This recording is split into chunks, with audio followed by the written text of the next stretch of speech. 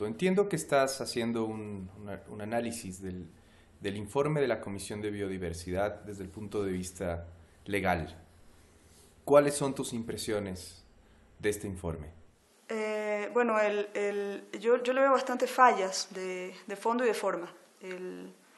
Y las fallas de forma terminan siendo fallas de fondo. El criterio que ofrece el informe es basarse en la protección de los derechos humanos. Pudo haber escogido otros criterios, pudo haber escogido un criterio más utilitario de análisis costo-beneficio, pero decidió irse por el lado de los derechos humanos y yo creo que es correcto. Lo que es incorrecto es la interpretación que hacen de los derechos humanos justamente en ese informe. El informe tiene que partir porque hay una medida que se está proponiendo y esa medida, lo primero que tienes que averiguar si es que tu orientación es proteger, respetar y promover los derechos humanos es primero identificar cuáles son los derechos que están en juego aquí, ¿no? Y sobre todo quiénes son los titulares de esos derechos en juego aquí. ¿Qué pasa en el informe? Nunca hacen esto. Entonces tenemos que imaginar por las cosas que vamos leyendo a quiénes se están refiriendo. Esa primera identificación, que es una cuestión previa siquiera a comenzar a discutir la medida, a lo que no lo hacen. Entonces, ¿qué tenemos ahí? Podemos tener comunidades indígenas con las que tenemos alguna forma de contacto. Un contacto que no es un contacto de 500 años, puede incluso calificar como de contacto inicial, pero digamos que tenemos relaciones con estos grupos, y son grupos guaraníes, entiendo, shuar, quichuas. Pero, y esta es la parte dura que el informe ignora, y yo entiendo que ignora porque lo que quieren hacer en ese informe es autorizar. Ahí no hay una evaluación ni una contraevaluación, ahí hay ganas de autorizar. Entonces, ¿qué pasa? Tenemos, y entiendo que se presentaron, Eduardo Pichilín lo que presentó en la Asamblea, las serias dudas, o serios indicios, más que dudas, de que en el área de influencia, en la misma área de los bloques que se pretende explotar, hay pueblos con los que no tenemos contacto sostenido, ¿no? Con los que las formas de contacto son esporádicas, en algunos casos violentas, y tan violentas que hay muertes y matanzas. Y tenemos el caso reciente, o sea, no ha pasado más de 6 meses del último gran incidente violento, ¿no? ¿Qué es lo que dice el informe? El informe, y lo dice mal además, el informe dice, se refiere al área intangible, y el área intangible entonces lo vamos a tocar. Ciertamente, es que no pueden tocar el área intangible porque el artículo 57 dice que no se puede tocar. Pero el artículo 57, además, lo que dice es que los territorios de los pueblos en aislamiento voluntario son territorios irreductibles e intangibles. Y pasa a explicar por qué son, porque esto no es arbitrario. ¿Por qué son irreductibles y por qué son intangibles? Porque resulta que son pueblos que por su situación en particular tienen unos derechos adicionales, unos derechos que merecen una mayor protección que pueblos indígenas en general, y estos son el derecho a la vida como ellos la viven, porque no solamente aquí se trata de no matarlos, se trata de que se les permita y que tengan las condiciones para la vida como ellos la viven.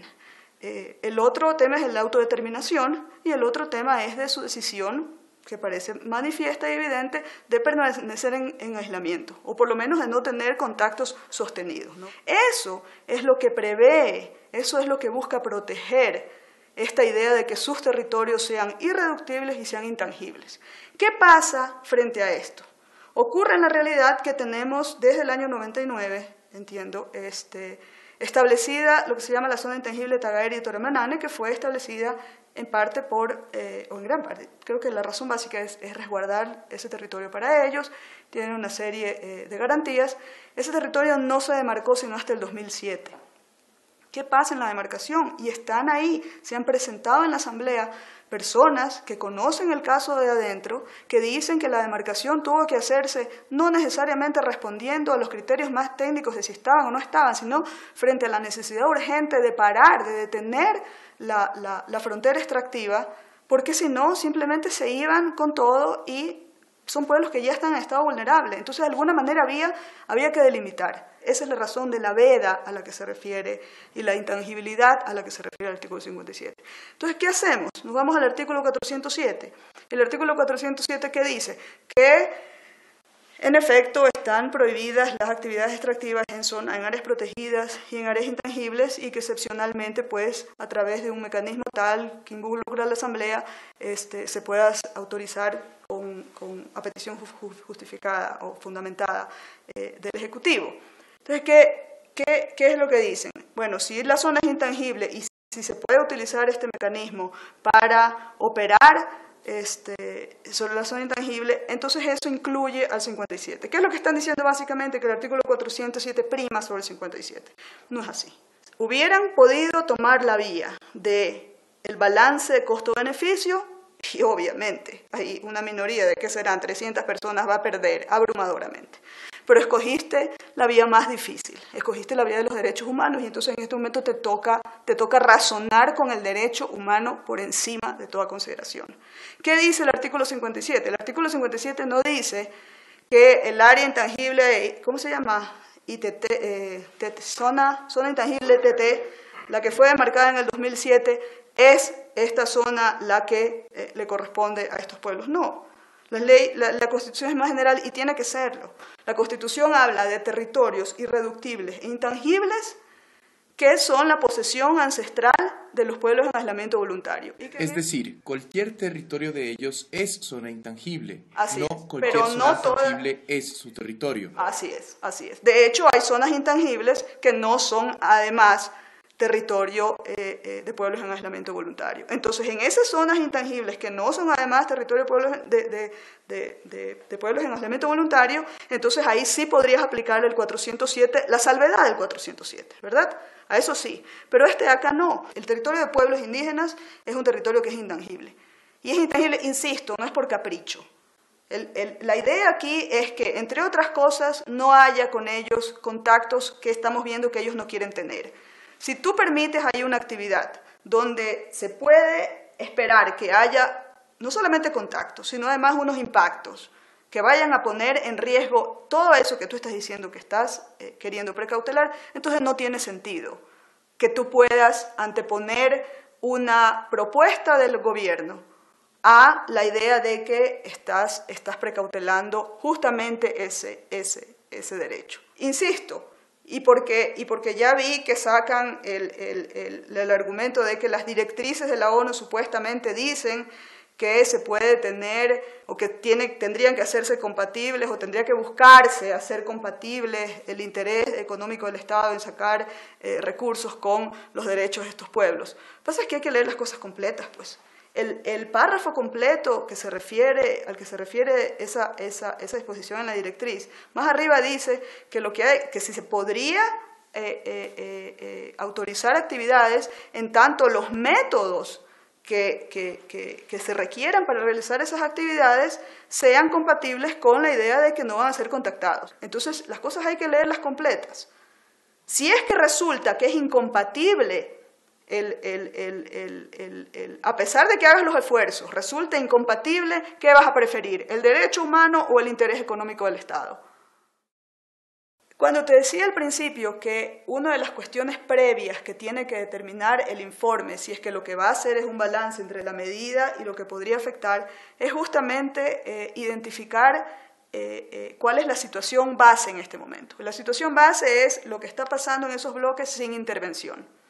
Entonces, ¿dónde vamos a encontrar la línea base? Vamos a encontrarla haciendo un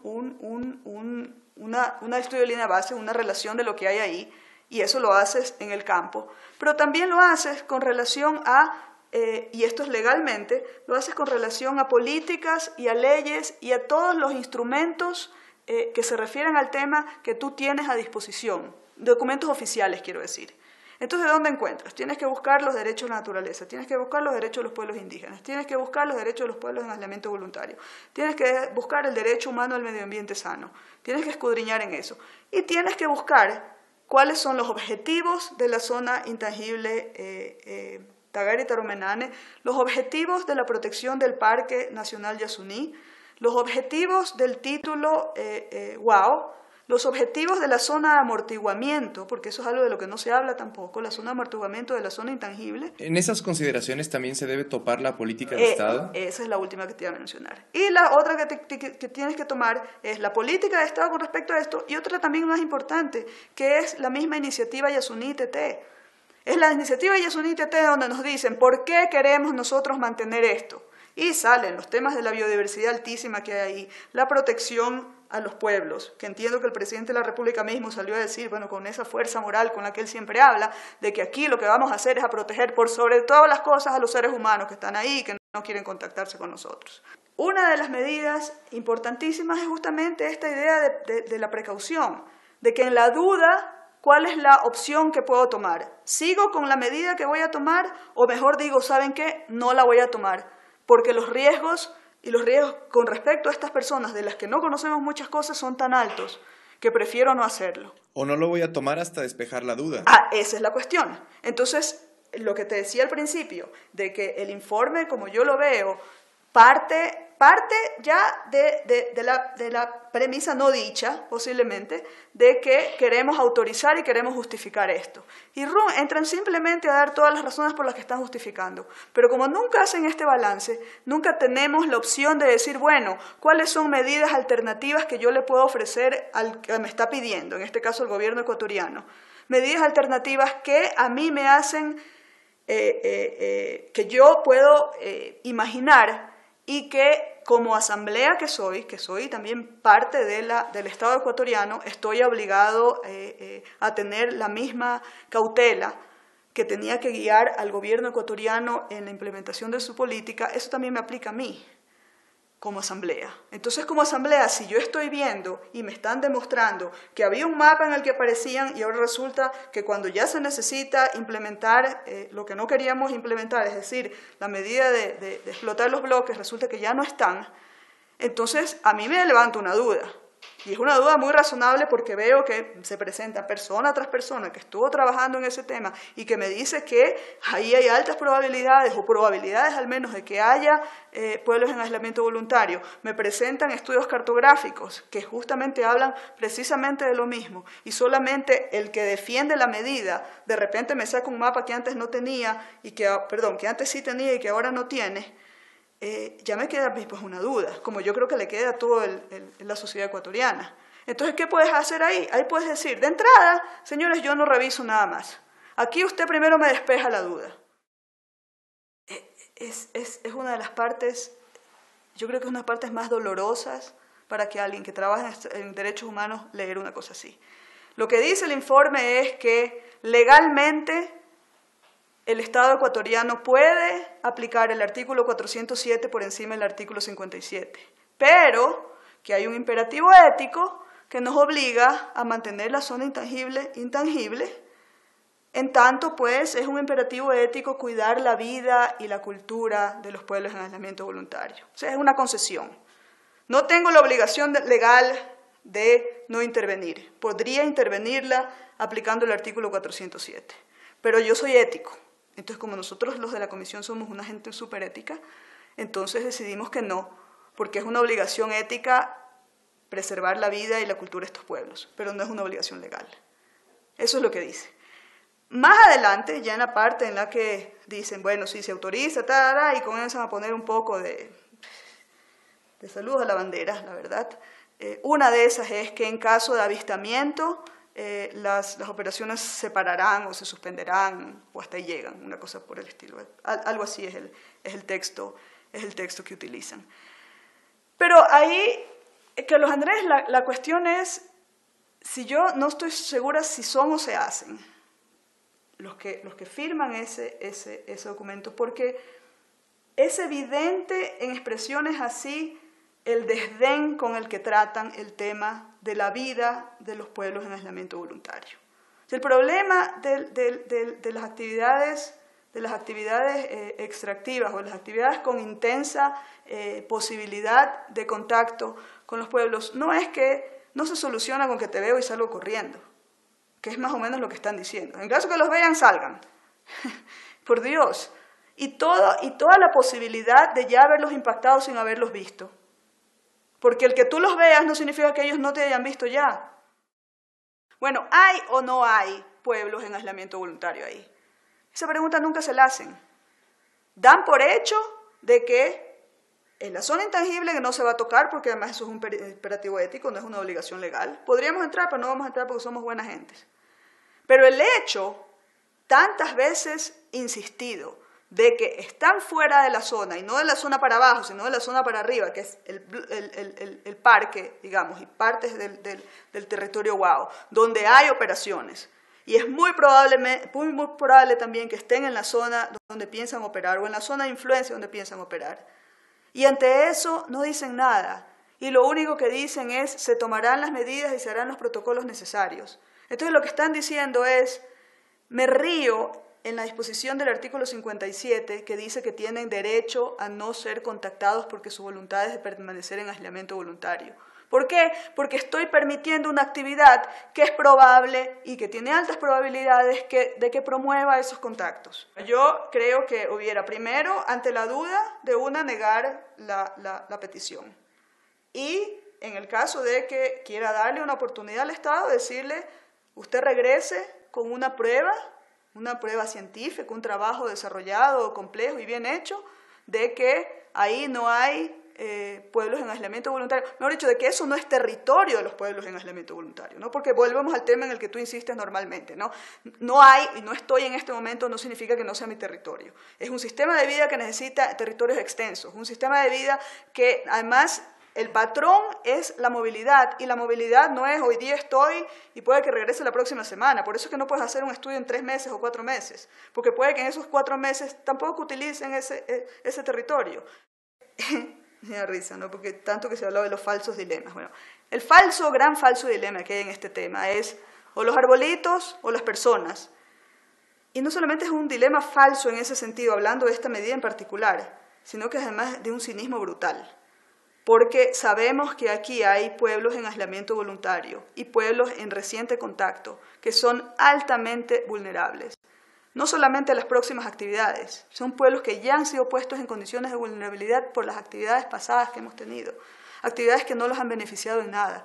Y ahora de repente pretenden decir que, bueno, esta vez sí los vamos a beneficiar. ¿Por qué digo que es un falso dilema? Porque precisamente estamos hablando de pueblos y de personas, y cualquier persona que tiene algún conocimiento básico, aunque sea, de la vida de los pueblos amazónicos, sabe que no puedes dividir la biodiversidad, el ambiente de estas personas.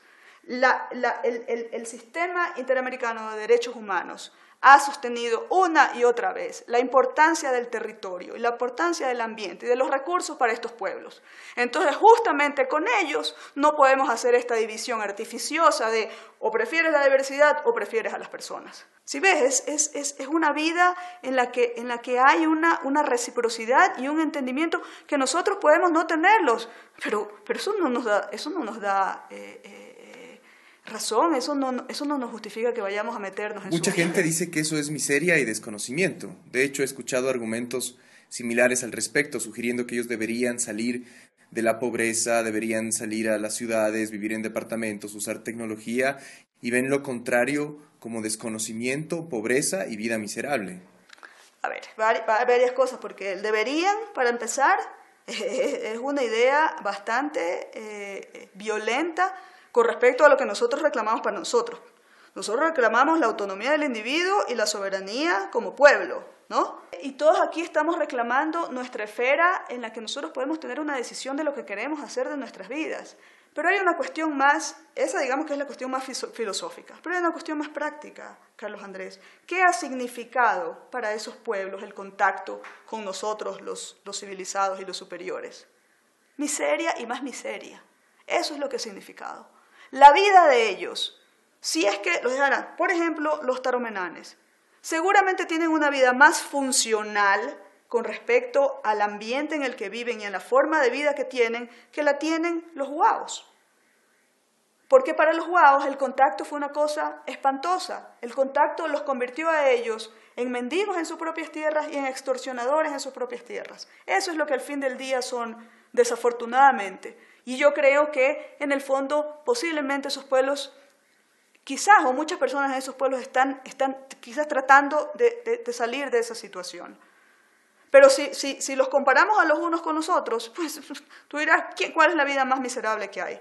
Yo que trabajo con los Achuar, en una zona en la que no hay intervención petrolera, pero sí hay contacto. ¿Qué es lo que tienen? Tienen unas escuelas que les enseñan, yo qué sé, pues, matemáticas, ciencias, geografía, lo que sea que les enseñan, cosas que no son nada funcionales para sus vidas allá, y que resulta que son de tan mala calidad además, que cuando ellos salen al Puyo, tampoco son funcionales en la vida del Puyo. En la comunidad tienen una casa que es una casa bastante básica, como es su vida allá, pero los niños están correteando y van y vienen esto. Ese mismo señor, cuando tiene que vivir el Puyo, anda a ver a dónde va a vivir el Puyo. Va a llegar a las zonas más miserables del Puyo. Va a llegar con agua hasta aquí, casi nadando para entrar a su casa. Y cuando tiene que traer a su familia, ellos que tienen unas familias enormes, se tienen que meter en un cuartito a este vuelo.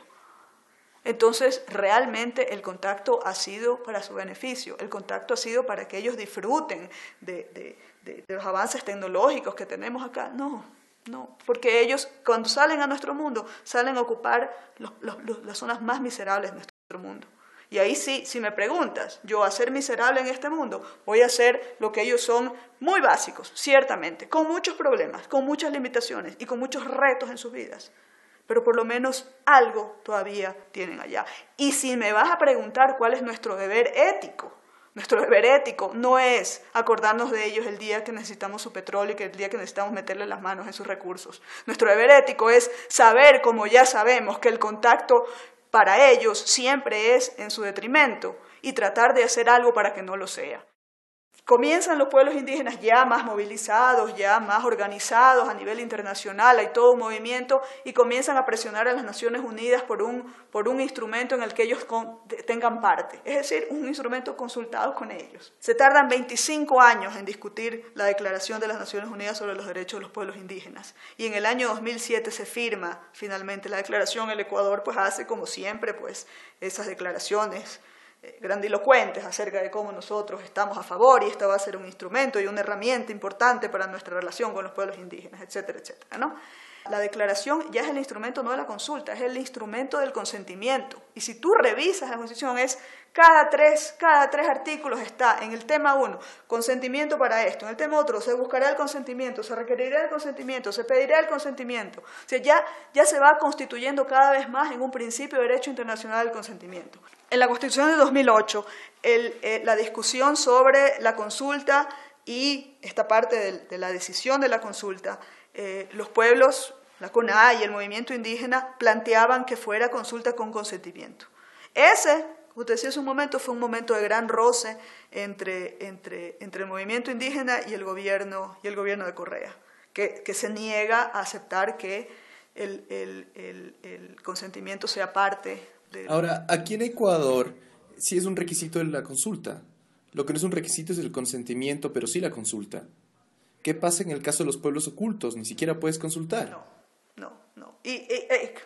Eso me olvidé de explicar. La idea de que consultes es lo que te decía, que tú tengas una participación en una medida que te va a hacer daño, ¿no? Entonces, eso es un requisito para todos los pueblos. ¿Qué pasa con los pueblos con los que no tenemos contacto? Bueno, pues que la única forma con la que podríamos consultarles, ni siquiera estamos hablando de consentimiento, pero consultarles sería contactándolos, ¿no? Y eso sería violar el derecho que tienen a mantener su voluntad de estar en aislamiento. Entonces, ¿qué dice? Es interesante, insisto, ahí yo no termino de entender siempre cuál es esta idea de tener un lenguaje tan rebuscado, pero las directrices, a las que se refiere también el informe, creo, las directrices de la ONU sobre políticas con pueblos en aislamiento voluntario y de reciente contacto, lo dicen. En el caso de pueblos en aislamiento voluntario, tienen derecho a negar su consentimiento, pero por la situación particular de ellos tenemos que entender que están de entrada negando su consentimiento al negarse siquiera a participar en este mecanismo que se llama la consulta. Entonces, digamos, incluso si es que fuera a prevalecer esa interpretación, que yo digo es totalmente contraria a la idea de protección de los derechos humanos, en el que el artículo 407 prima sobre el artículo 57, todavía nos queda, porque los pueblos indígenas en el aislamiento voluntario no solamente tienen los derechos que están en ese párrafo, ellos tienen todos los derechos más esta protección especial por su situación especial. Entonces, ¿qué significa? Ah, tú quieres intervenir porque el artículo 407 supuestamente te autoriza. Ajá, ok, anda, consúltalos. Mira, el tema del derecho, de los derechos de los pueblos indígenas es en gran parte, si es legal, obviamente, pues tiene que ser en gran parte legal, pero en mucha parte es filosofía política. Es cómo me relaciono con uno al que le estoy imponiendo unas normas en las que él o ella ni siquiera han tenido participación, empezando no solamente por las diferencias culturales, por una más básica, es que tú no entiendes el idioma al que te estoy hablando. Cuando hay que ir a meterles la mano en sus territorios, en sus tierras y en sus recursos. Ahí sí nos acordamos de la consulta. Y entonces, ¿y qué resulta? Es que la consulta termina siendo, con el potencial que tiene esa herramienta de diálogo intercultural, de entendernos, lo que te decía hace un momento, es deber ético de nosotros saber que el contacto les hace daño porque están en condiciones inferiores. Es nuestro deber ético ir y tratar de definir con ellos cuáles son las mejores medidas o las medidas menos negativas del contacto con ellos.